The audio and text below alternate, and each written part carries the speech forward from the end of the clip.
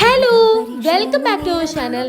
നമ്മുടെ നാട്ടിലെ ആൾക്കാർക്ക് ഈ ഹെൽത്ത് ഇൻഷുറൻസ് എടുക്കാൻ എന്താ ഇത്രമാത്രം മടിയെന്ന് എനിക്ക് മനസ്സിലായിട്ടില്ല കേട്ടോ.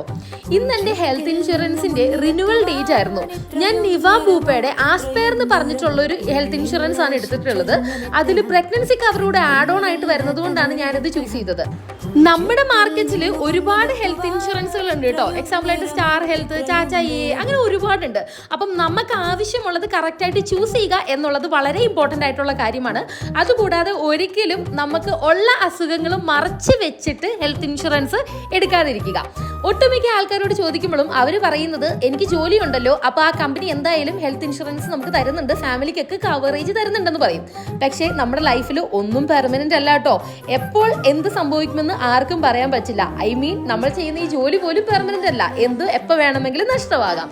അപ്പം ഇങ്ങനൊരു ഹെൽത്ത് ഇൻഷുറൻസ് എടുത്തു വെക്കുന്നത് വളരെ നല്ലതാണേ.